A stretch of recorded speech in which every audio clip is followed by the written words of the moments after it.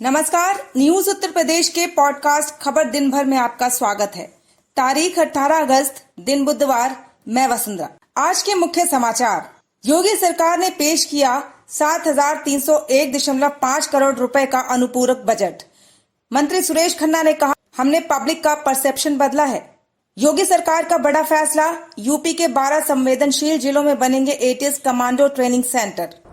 देवबंद तथा अन्य महत्वपूर्ण जगहों पे जो कि ऑपरेशनल दृष्टिकोण से आवश्यक तथा संवेदनशील है, यहाँ पर एटीएस की नई यूनिट खोली जा रही है।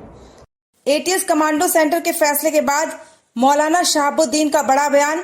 कहा, एटीएस कमांडो ट्रेनिंग सेंटर बनाने का मकसद इस्लाम को बर्बाद करना है। कि एटीएस की तैनाती मुख्यमंत्री ने किस पस मंजर में की है और क्यों की है, और बिला वजह अगर की है तो ऐसी तहरीकों से यानी ऐसी एक्टिविटीज से इस्लामी इदारे बदनाम होंगे।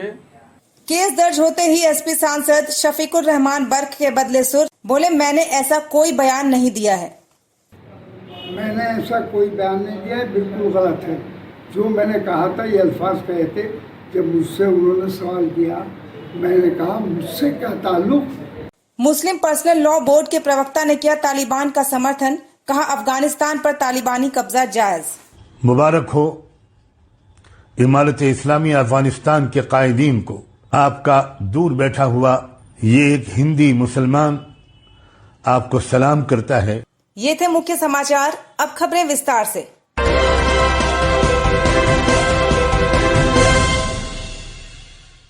यूपी सरकार ने विधानसभा में 7,301.5 करोड़ का अनुपूरक बजट पेश किया। यूपी विधानसभा चुनाव की तैयारी में जुटी योगी सरकार ने बुधवार को वित्तीय वर्ष 2021-22 का पहला अनुपूरक बजट विधानमंडल में पेश किया। अनुपूरक बजट के जरिए सीएम की घोषणाओं और अगले 6 महीने में पूरी की जा सकने वाली परियोजनाओं को अमली जामा पहनाने के लिए 7,301.5 करोड़ रुपए का अनुपूरक बजट पेश किया गया। इससे पहले मंत्रिपरिषद की बैठक में बजट के प्रस्तावों पर मुहर लगी। संसदीय कार्य मंत्री सुरेश कुमार खन्ना ने कहा कि सरकार गरीबों को मुफ्त में अनाज बांट रही है। उन पर वैट भी अन्य राज्यों की तुलना में कम है। इस बीच विपक्ष के हंगामे को लेकर उन्होंने कहा कि विपक्ष के पास कोई काम नहीं है, वो सदन की कार्यवाही में बाधा डालना चाहते हैं। विधानसभा अध्यक्ष हृदय नारायण दीक्षित ने भी विपक्षी सदस्यों को समझाने की कोशिश की कि वो सदन में हंगामा न करें, लेकिन वो नहीं माने और इसलिए दोपहर में विधानसभा की कार्यवाही स्थगित करनी पड़ी। प्रदेश में आतंकी गतिविधियों पर प्रभावी नियंत्रण के लिए देवबंद समेत 12 जगहों पर एटीएस की नई इकाइयां स्थापित की जाएंगी। इसके लिए 10 जिलों में जमीन का आवंटन हो गया है, जबकि 2 जिलों में जमीन चिन्हित करने की प्रक्रिया चल रही है। हर इकाई में 1.5 से 2 दर्जन कमांडो की तैनाती की जाएगी। ADG law and order Prashant Kumar ने कहा कि देवबंद में एटीएस कमांडो सेंटर के लिए 2000 वर्ग मीटर जमीन का आवंटन कर दिया गया है। कोशिश है कि जल्द से जल्द इस यूनिट को कार्यरत कर दिया जाए, जिससे मौजूदा परिस्थितियों और चुनौतियों से निपटने में काफी मदद मिलेगी।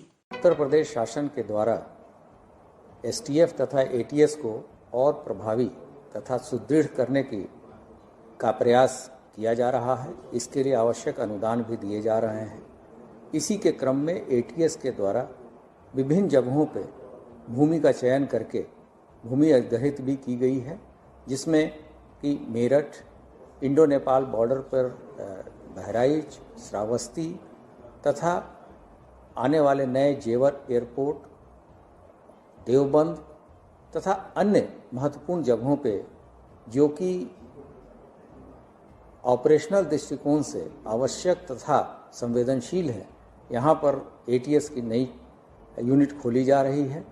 जहाँ पर हमें ज़्यादा जगहें मिलेंगी वहाँ हम स्पॉट ट्रेनिंग का भी सेंटर बनाएंगे, और जहाँ आवश्यकता होगी वहाँ हम उस ट्रेंड स्क्वाड को तथा अपनी नॉर्मल यूनिट को स्थापित करेंगे। देवबंद में करीब 2000 वर्ग मीटर का रकबा शासन के द्वारा एटीएस को हस्तगित करा दिया गया है, और बहुत जल्द ही हम वहाँ पर अपनी यूनिट को रेज करेंगे। और देवबंद की जो विशेषता ये है कि वो उत्तरांचल तथा हरियाणा के बॉर्डर पर है, तथा वेस्टर्न यूपी को में हम अपनी डेप्थ को और प्रेजेंस को और ऑपरेशनल एफिशिएंसी को बढ़ाने के लिए एक बहुत ही महत्वपूर्ण जगह है, जिससे कि हमारे एफिशिएंसी में और इफेक्टिविटी में और वृद्धि होगी।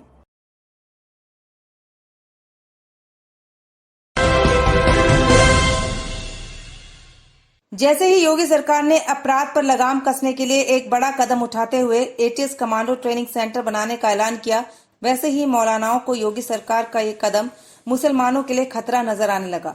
जी हां, बरेली के मौलाना शहाबुद्दीन ने बिना सर पैर का एक बेहद अजीब बयान देते हुए कहा है कि एटीएस कमांडो ट्रेनिंग सेंटर बनाने का मकसद इस्लाम को बर्बाद करना है। कि एटीएस की तैनाती मुख्यमंत्री ने किस पस मंजर में की है और क्यों की है, और बिला वजह अगर की है तो ऐसी तहरीकों से यानी ऐसी एक्टिविटीज़ से इस्लामी इदारे बदनाम होंगे।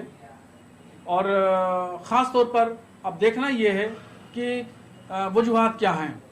वजूहात को देखने के बाद भी समझ में आ जाएगा कि क्यों एटीएस को तैनात किया है। अब देखना ये होगा कि एटीएस की समाजवादी पार्टी के सांसद शफीकुर रहमान बर्क, जो मंगलवार तक तालिबान की हिमायत कर रहे थे और अफगान पर तालिबानियों के कब्जे पर उन्हें बधाइयां भेज रहे थे, बुधवार को अचानक उनके सुर बदले नजर आए।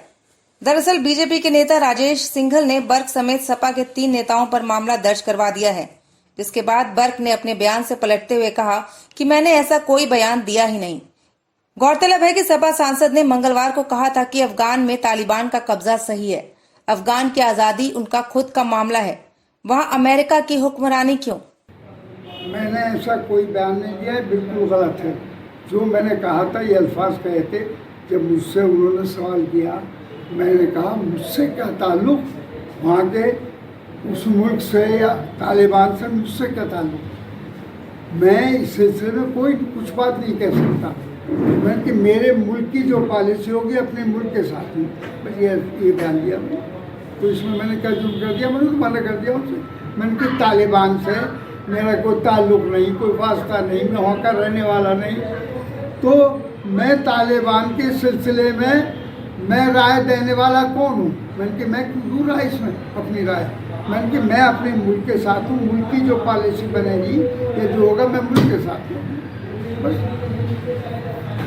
ये तोड़ मोड़ कर मेरा बयान गलत बयान किया गया तो मुकदमा दर्ज कर लें तो लेकिन मुकदमा सच्चाई पर चलाएंगे या ये जो झूठा मेरे खिलाफ इल्ज़ाम लगाया जा रहा है ये बिल्कुल गलत है इल्ज़ाम मेरे खिलाफ। मैंने कोई बयान ऐसा नहीं दिया।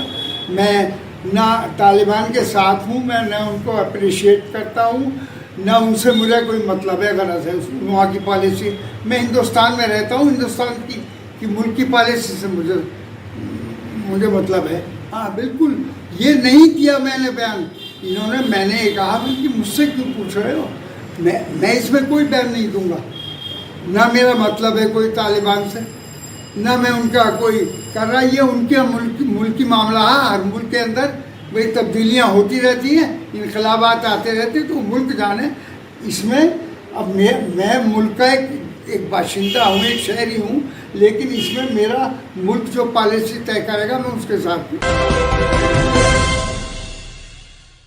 समाजवादी पार्टी के संभल से सांसद शफीकुर रहमान बर्क के बाद मुस्लिम पर्सनल लॉ बोर्ड के प्रवक्ता सज्जाद नोमानी भी तालिबान के समर्थन में उतर आए हैं। बुधवार को उन्होंने बयान जारी कर अफगानिस्तान पर तालिबान के कब्जे को जायज बताया। उन्होंने कहा कि तालिबान ने पूरी दुनिया की सबसे मजबूत सेनाओं को धूल चटाई है।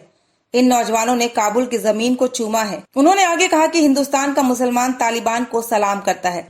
मुबारक हो इमारत इस्लामी अफगानिस्तान के कायदीन को।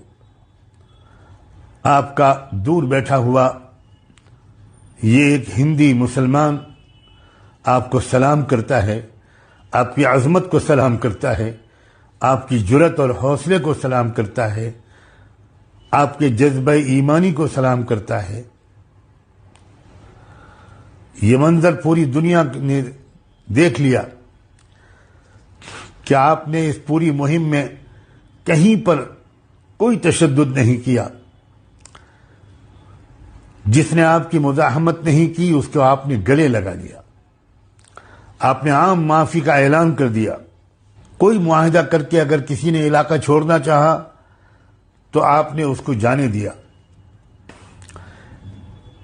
पूरे मुल्क में खवातीन से बदसलूकी का एक वाकया भी इस दौरान रिपोर्ट नहीं हुआ, जबकि इस तरह के झूठे इल्जामात आप पर बहुत लगते रहे हैं। मजहबी हवाले से भी कोई जोर जबरदस्ती किसी के साथ नहीं की गई और अगले ही दिन यानी आज के दिन बाजार भी खुल गए। बच्चियां स्कूल जाती हुई नजर आ रही हैं। किसी किस्म का फिरक़ेवाराना या मसलकी कोई तशद्दुद, कोई इख्तिलाफ नहीं हुआ। मैं अफगानिस्तान के उलमा को भी और सुन्नी मुसलमानों की क़यादत को भी और शिया भाइयों की क़यादत को भी, शुमाली अफगानिस्तान और हज़ारा के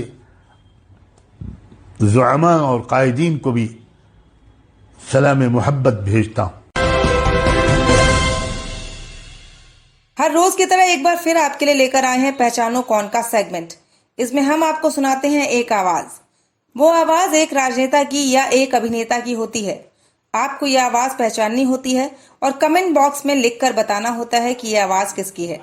तो सुनिए आज की आवाज और अपना सही जवाब लिख भेजिए कमेंट बॉक्स में। इस बुलेटिन में इतना ही। कल फिर मिलेंगे कुछ नई खबरों के साथ। नमस्कार। सीएम साहब ऐसे देख रहे दादा को, अच्छा कर रहा। महाराष्ट्र की तरक्की होगी। Good good good.